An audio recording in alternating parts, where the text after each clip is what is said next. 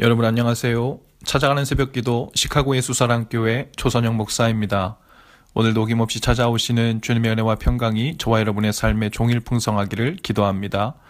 찾아가는 새벽기도는 기쁨의 언덕으로 라는 연합감리교회 말씀 묵상집을 본문으로 사용하고 있습니다. 오늘 말씀은 호세아 10장 1절에서 2절까지 말씀입니다. 제가 읽어드리죠. 이스라엘은 열매 맺는 무성한 포도나무라. 그 열매가 많을수록 재단을 많게 하며 그 땅이 번영할수록 주상을 아름답게 하도다. 그들이 두 마음을 품었으니 이제 벌을 받을 것이라. 하나님이 그 재단을 쳐서 깨뜨리시며 그 주상을 허시리라. 아멘. 1절에 보니까 이스라엘은 열매 맺는 무성한 포도나무와 같다고 했습니다. 이 말씀은 과거의 이스라엘이 하나님의 은혜를 얼마나 왕성하고 풍성하게 누렸는가를 묘사하는 말이죠. 언젠가 설교 중에 말씀드린 것 같지만 저는 충청도 옥천에 있는 시골에서 자랐어요. 부모님이 포도 과수원을 오랫동안 했고요. 그래서 어렸을 적부터 포도나무가 열매 맺는 그 풍성함을 매해 직접 보고 자랐습니다. 포도나무는 보기에 예쁘지 않죠. 나무가 곧지도 않고 꾸불꾸불 못생겼습니다.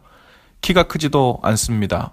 사람 몸으로 치자면 살도 없고 또 몸매도 없는 뼈대만 앙상하게 남은 모양이죠. 왜소합니다.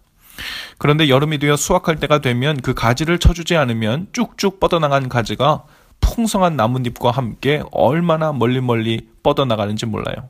그리고 순이 나오는 곳마다 열매를 맺으니 적당한 곳에서 가지치기를 해주지 않으면 한 나무에 100송이든 200송이든 열릴 수 있습니다. 가지들이 그 무게를 지탱하지 못할 정도여서 가지들을 철사줄에 덧대어 묶어주는 작업이 필요할 정도로 그 열매가 풍성합니다. 이스라엘이 포도나무와 같이 볼품도 없고 앙상한 뼈대만 남은 족속 민족이었죠. 약했습니다. 왜소했습니다. 그러나 하나님이 부어주신 그 놀라운 은혜와 복은 실로 엄청났죠. 세상에 어떤 신이 한 민족을 택해서 그 엄청난 열심으로 약속도 주시고 출애굽도 시키고 마치 부모처럼 먹고 마실 것, 춥고 더운 것을 살피면서 40년간을 하루도 빠짐없이 보살피시겠습니까? 가나안 땅을 준비하시고 전쟁마다 대신 싸워주시고 어떻게 살아야 될지에 대한 구체적인 설명과 법도 율법도 허락해 주시고 말을 안 들을 때는 선지자까지 보내시고 회초리를 들어서라도 바른 길로 인도해 주시는 그런 신이 세상에 어디 있겠습니까? 그 받은 은혜가 얼마나 풍성한 거예요. 그런데 하나님이 주시는 은혜의 열매가 많을수록 이스라엘은 더욱 재단을 많게 했다고 했습니다. 그 땅이 번영할수록 주상을 아름답게 했다고 했습니다. 여기서 나오는 재단이란 우상에게 제사하는 단을 말합니다. 주상이란 우상 숭배용으로 만든 길쭉한 기둥 모양으로 세워놓은 것을 말하는데요. 우리나라로 비유하자면 천하대장군, 지하여장군이라고 쓰인 전봇대처럼 땅에 박아놓은 장승 같은 모양인 것이죠. 하나님의 은혜가 풍성하면 그 은혜에 감사하며 더욱 하나님을 잘 섬겨야 할 텐데 이스라엘은 그렇지 않았죠. 먹고 살만해지고 평화로운 세상을 맞으니 점점 욕심이 더 많아졌어요. 하나님이 주신 풍성함으로 풍요의 신 바알을 숭배하는 제단을 하나 둘 더 많이 만들어 나간 거죠. 하나님이 주신 번성함을 마치 자신의 능력으로 얻은 것인 양 교만해진 겁니다. 하나님이 주신 물질이 넉넉해지니까 그것으로 주상을 더욱 아름답게 꾸미는데 열을 올렸다고 했습니다. 2절에서 하나님은 그들이 두 마음을 품었다고 했어요. 하나님을 섬긴다고 하면서도 이방 우상들을 함께 섬긴 겁니다.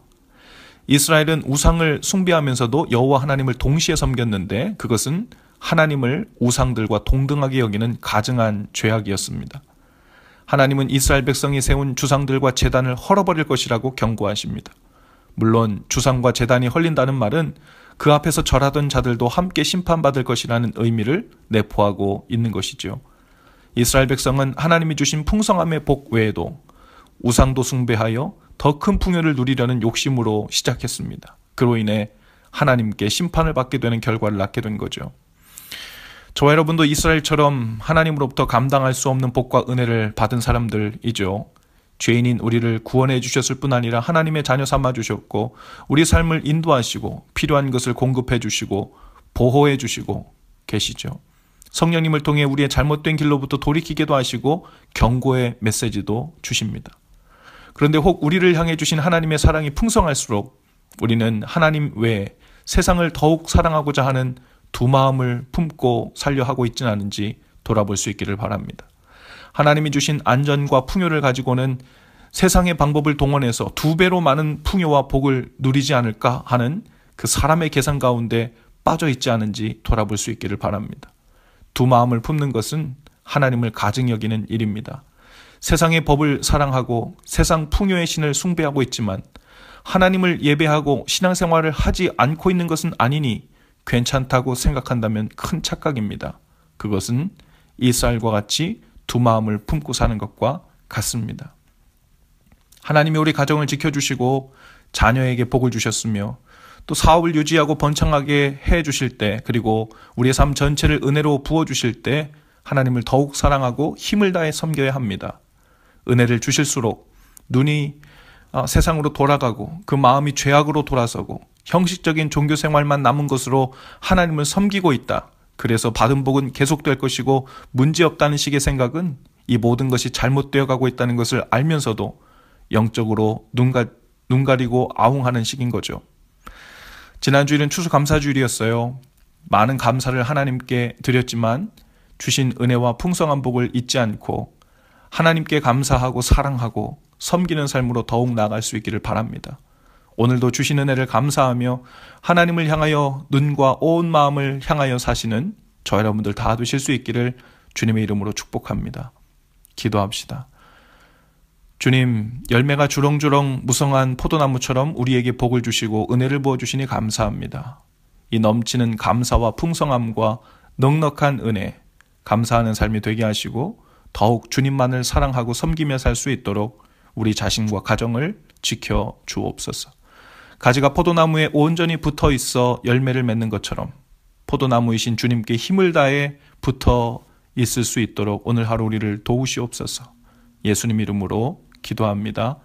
아멘. 여러분, 오늘도 예수 사랑으로 화이팅입니다. 내일 아침에 다시 찾아뵐게요.